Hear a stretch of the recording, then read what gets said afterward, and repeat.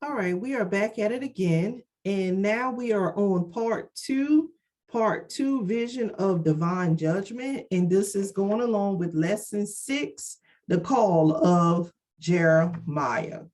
So now let's look at this right here, vision of divine judgment. So the text today that we're going to focus on is Jeremiah, the first chapter, the 11th through the 12th verse. And it says, then the Lord said to me, look, Jeremiah, what do you see? And I replied, I see a branch from an almond tree. And the Lord said, that's right. And it means that I am watching and I will certainly carry out my plans. Yes, I will carry out my plans. So whenever someone is given a commission to undertake a serious and difficult task, that person wants to know that the one calling them has their back. In the first two visions, God let Jeremiah know that just as he was calling Jeremiah, he was also going to provide for him in his ministry. So it is a very comforting feeling to know that God has your back. And here with Jeremiah, and we saw this in part 1 where Jeremiah was like, you're calling me, I'm too young, I have no experience with this.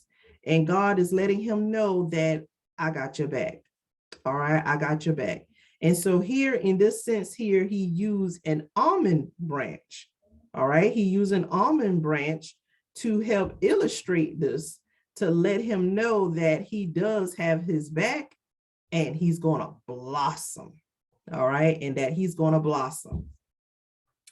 All right, so looking at the reading here, it says, Hebrews tells us that God spoke to the prophets in many ways. One of the ways God spoke to Jeremiah was through visions. And in this part of Jeremiah's call narrative, God gave him 2 visions. In the first vision, God showed Jeremiah a branch from an almond tree and asked, what do you see? Not surprisingly, Jeremiah replied that he saw a branch from an almond tree, to which God explained, that's right, and it means that I am watching, and I will certainly carry out all my plans. While it is difficult to understand the connection in English, the Hebrew term for almond tree sounds very much like the term for watching. And so this play on words would emphasize the point. The vision served as a word of assurance that Jeremiah's prophecies would not fail because God will watch over them to guarantee their fulfillment. Thus, the reluctant young prophet could speak God's word message boldly, knowing that the Lord was committed to seeing it fulfilled. Knowing that God would surely honor Jeremiah's pronouncements would have been extremely important to Jeremiah. Okay. And so God showed him an almond branch. And I did some research too about the almond branch because I wanted to know what that meant because I wasn't familiar with the almond branch. So I did some research and I looked in a commentary here, and it says that the first thing Jeremiah saw was the branch of an almond tree. The almond was one of the first trees in Israel to blossom in the spring. The Lord said he will watch over his word to accomplishment. The Hebrew words for almond and watch sounds alike in Hebrew. Thus, God would see to it that every word he gave Jeremiah to deliver would blossom and come to pass. So that is why he showed him the almond branch, okay? Because God knew in the future that Jeremiah was going to be amazing, that he is going to blossom, even though at the time Jeremiah couldn't see it, but God knew it because God knows the end. He knows the beginning and the end. So my question here is, have you ever had God place a truth in your heart that you knew was a word of encouragement for you? How did you feel when you saw it confirmed? How did you feel when you saw it confirmed? That here, this right here, this situation with Jeremiah, it was confirming, and it gave him encouragement and it gave him comfort knowing that God has his back. Like somebody ever give you a task to do and it was like, you know what, don't worry about it. I got you. I'm gonna help you out. And he really did help you out. You saw them helping you out. Okay. Have you ever had God place a truth in your heart that you knew was a word of encouragement for you? How did you feel when you saw it confirmed? Okay. So it might have been applying for a job. Okay. Maybe you were a little hesitant about it, but then the Lord spoke to you and told you, don't worry about it. I got you. Maybe it was a job out of state. Okay. And you like, how in the world, I'm applying for this job. I don't even got the money to move out of state. I don't have a place to stay. I don't know nobody in this area. I can't think of how many times I heard people in a situation like that where they had to just uproot and move, just to get a better job. And at the time, they didn't know how they was going to make it. They didn't know how they was going to make it. But God gave them encouragement along the way. Like, don't worry about it. I got you. I got you. Okay. So I'm just using that as an example. Somebody else might have a different example. Somebody else might have a different story. Okay. But here, God showed Jeremiah the almond branch. And remember, the purpose of the almond branch was to illustrate how Jeremiah was going to blossom. He was going to blossom. And once again, it says that the first trees in Israel to blossom in the spring was the almond branch. So that was an indicator that letting them know spring was coming. And it was the first tree to blossom. All right, to blossom. So that was an indicator right there for Jeremiah when he saw the almond branch. All right, and then here is another part that we're going to talk about too here with Jeremiah, something else he saw. So let's look at Jeremiah, the first chapter, the 13th through the 16th verse. And it says, then the Lord spoke to me again and asked, what do you see now? And I replied, I see a pot of boiling water spilling from the north. Yes, the Lord said, for terror from the north will boil out on the people of this land. Listen, I am calling the armies of the kingdoms of the north to come to Jerusalem. I, the Lord, have spoken. They will set their thrones at the gates of the city. They will attack its walls and all the other towns of Judah. I will pronounce judgment on my people for all their evil, for deserting me and burning incense to other gods. Yes, they worship idols made with their own hands. So here was another vision. So first he showed him the almond tree, and now he's showing him a boiling pot. A boiling pot. So whenever you see this, you know too that this might not be good to see a boiling pot with scorching hot water or whatever is in it. Can't be that good when you see that. So it says, while Jeremiah's first vision gave him assurance of God's support for the prophetic message, a second vision revealed the substance of Jeremiah's message and ministry. So here, this was letting him know about some of the messages that he was required to deliver. All right. So some of these messages here, Jeremiah wasn't pleased about himself.